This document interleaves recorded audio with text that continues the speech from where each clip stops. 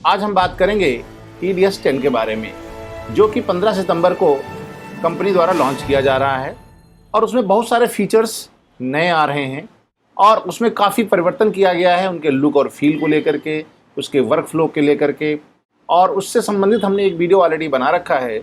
यदि आप चाहें तो वो वीडियो भी आप देख सकते हैं। उसको देखने के बाद इसको देखेंगे तो आपको काफ़ी कुछ समझ में आएगा। मेरा नाम है रामा, मैं पिछले 22 साल से वीडियो एडिटिंग, ग्राफिक डिजाइनर और कंप्यूटर इंडस्ट्री में काम किया हूँ। 15 साल से हम वीडियो एडिटिंग की प्रोफेशनल ट्रेनिंग दे रहे हैं, जिसमें हज़ारों लोगों को हमने ट्रेनिंग प्रोवाइड किया है।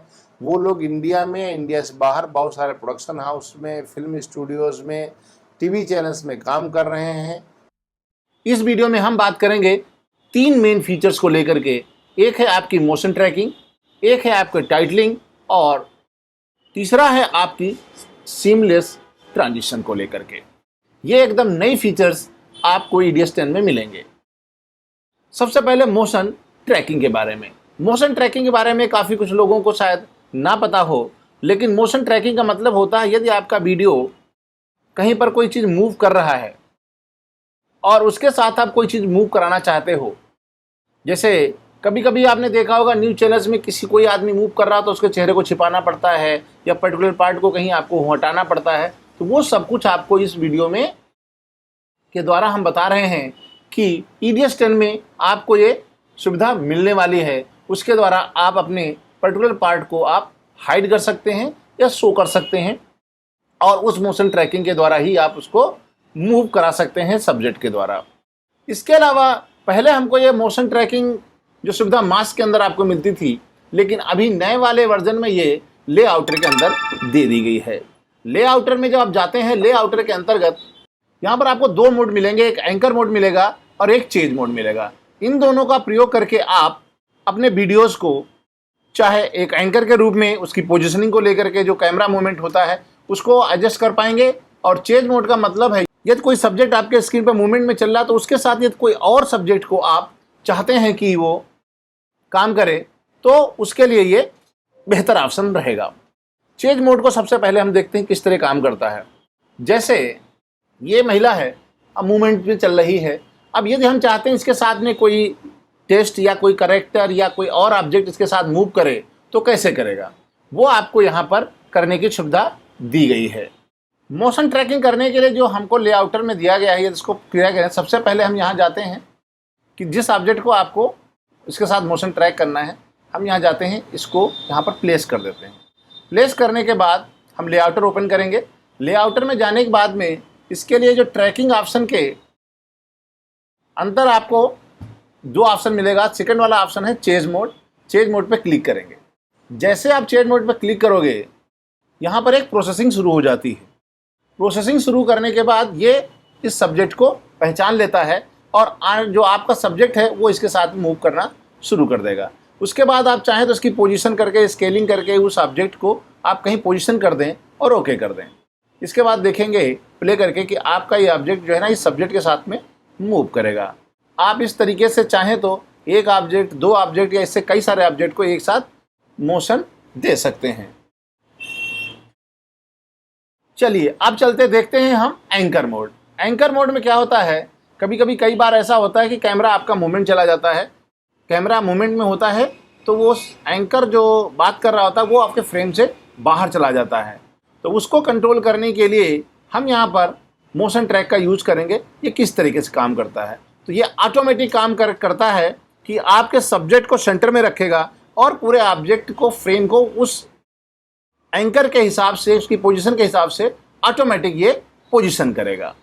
ये बहुत ही उपयोगी है कि कई बार जब सब्जेक्ट की हमें ज़रूरत होती है सेंटर में, उसकी पोजीशन चेंज हो जाती है, कहीं विंडो में सेट करना हो या किसी अन्य तरीके से, तो लेआउटर पे जा करके ट्रैकिंग जाएंगे और यहाँ पर एंकर मोड पे क्लिक करेंगे। आपके सामने यहाँ रेक्टेंगल बॉक्स मिलता है, इसको हम पोजीशन दे देंगे एंकर के सब्जेक्ट के ऊपर कि हमें किस एरिया को फ्रेम के सेंटर में रखना है। उसके बाद यहाँ पर आपको मोशन ट्रैकिंग मिल जाएगा। मोशन ट्रैकिंग प्रोसेस कर दीजिए।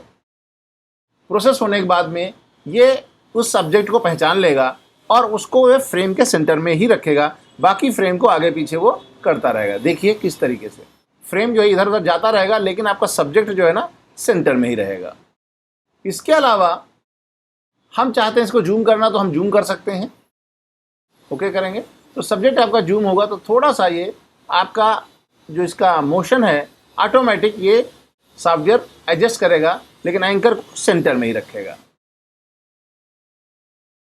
इसके अलावा बहुत सारे कई बार ऐसा होता है कि हम सोशल मीडिया पे 1920 एंड 1080 के अलावा हमें 1080x19 वीडियो बनाना होता है, तो वहाँ पर क्या होता है, ये वर्टिकल फ्रेम चाहिए होता है। उस समय एंकर या सब्जेक्ट आपका फ्रेम से बाहर होने की कई बार संभावनाएं रहती हैं, तो उस समय ये बहुत काम आएगा कि आप अपने एंकर को सदैव फ्रेम में सेंटर में रख पाएंगे, और ये भी ये ऑटोमेटिक काम करेगा। कई बार क्या होता है कि हमको अपने एंकर को एक विंडो में फिट करना पड़ता है, क्रॉप करना पड़ता है। उस समय हम क्या करेंगे, तो सबसे पहले यहाँ पर जिस भी फ्रेम के अंदर आपको एडजस्ट करना है वहाँ पर एक लेयर लगाइए, और लेयर के अंदर आप उसको ट्रांसफॉर्म फिल्टर डालेंगे। उसके बाद हम यहाँ पर इसको थोड़ा सा स्ट्रेच करके और इसको क्रॉप कर देंगे। क्रॉप करने के बाद अब ये फ्रेम आपका ऑटोमेटिक समझ जाएगा कि हमको ये एंकर पॉइंट को सेंटर में रखना है।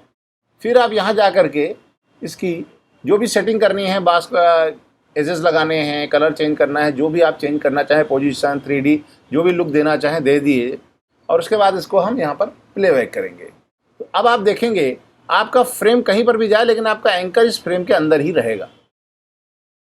इसलिए ये बहुत काम की चीज़ है। आने वाले टाइम पर जब हम एंकर को किसी सब्जेक्ट को सेंटर में रखना चाहेंगे तो ये मोशन ट्रैकिंग बहुत काम करेगा। अब बात करते हैं टाइटल्स के बारे में। टाइटल में भी काफ़ी कुछ परिवर्तन किया गया है। टाइटल में बहुत सारे 3D लुक वाले प्रीसेट दिए गए हैं। EDS 10 के नए वर्जन में आपको टाइटल बनाने के लिए नए प्रीसेट्स मिल जाएंगे, जिसमें आप 3D टाइटल भी बना पाएंगे। एक और ख़ास बात इसमें प्रयोग किया गया है कि न्यू ब्लू टाइटल को स्पेशली इस सॉफ्टवेयर के लिए डिज़ाइन करके आपके लिए लाया जा रहा है, जो कि बहुत हैवी प्लगइन होता था, जिस पर काम करने के लिए हमें बहुत हैवी सिस्टम की आवश्यकता होती थी। लेकिन EDS Pro 7 के लिए स्पेशली डिज़ाइन करके कंपनी ने नया वर्जन लॉन्च किया है, जो कि बहुत ही लाइट वेट रहेगा और आपको काम करने में ज़्यादा हैवी सिस्टम की आवश्यकता नहीं पड़ेगी। इसके अलावा इसमें बहुत सारे मिनिमल प्रीसेट्स वगैरह प्रोवाइड किए गए हैं। लगभग 600 टेम्पलेट्स प्रोवाइड किए गए हैं, और इसको अलग अलग कैटेगरी में डिवाइड किया गया। जैसे यदि आप कोई मैच चल रहा है, कोई वर्ल्ड कप चल रहा है, या कोई आप स्पोर्ट्स का कोई गेम चल रहा है, उसके अलग से टेम्पलेट्स आपको यहाँ पर बने बनाए मिल जाएंगे। चाहे वहाँ पर रैंक की बात करनी हो, या इसके अलावा आपको कंपटीशन में कई सारे खिलाड़ियों के नाम वगैरह देने होते थे, वहाँ पर आपको ये बहुत ज़्यादा काम करेगा। इसके अलावा बहुत सारे लोअर थर्ड 121 लोअर थर्ड इस एडिशन के लिए स्पेशली टाइटल प्रो 7 के लिए डिज़ाइन किया गया है। इस टाइप के जो लोअर थर्ड हैं आपको वो FCP फाइनल कट प्रो में और प्रीमियर में मिलते थे, लेकिन EDS में ऐसे नहीं थे। लेकिन इस वर्जन में इस कमी को दूर किया गया है, और आप चाहे पॉपअप टाइटल बनाना चाहो उसके लिए भी आपको यहाँ पर कई सारे प्रीसेट्स मिलेंगे।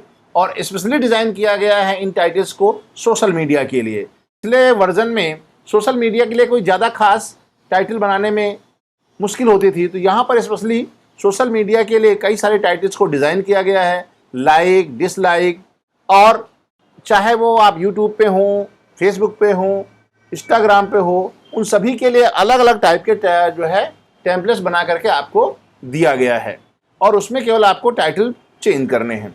और सारे लाइटिंग इफ़ेक्ट्स हैं और बहुत सारे नए फीचर्स इसके साथ ऐड कर दिया गया है।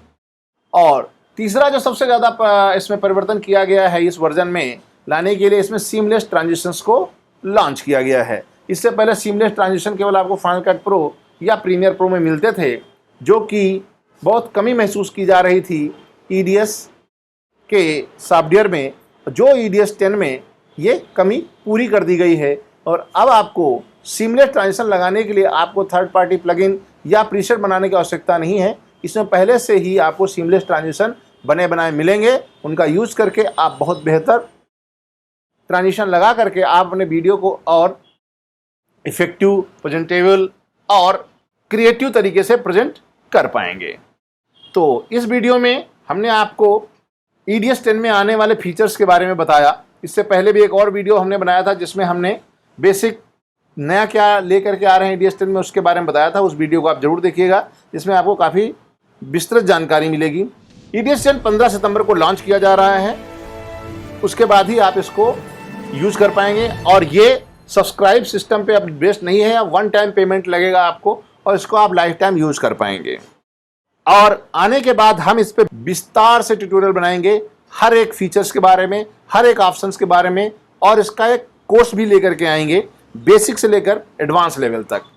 तो आप हमारे साथ जुड़े रहिए, हमारे चैनल को सब्सक्राइब कीजिए और बेल आइकन को हिट जरूर करिएगा, क्योंकि जब हम नया ट्यूटोरियल बनाएंगे EDS10 आने के बाद, चाहे वो मोशन ट्रैकिंग का हो, चाहे आपका लोअर थर्ड का हो, या सीमलेस ट्रांजिशन हो, मॉडुलर डिज़ाइन हो, या बैकग्राउंड रेंडर कैसे करेंगे, कैसे काम करेगा, तो उस सब के बारे में हम वीडियो बनाएंगे। तो उसका नोटिफिकेशन आपको मिल जाए, इसलिए आप हमारे इस चैनल को अभी सब्सक्राइब कीजिए और नोटिफिकेशन ऑल को ज़रूर टिक करिएगा, जिससे कि आपको नोटिफिकेशन मिल जाए।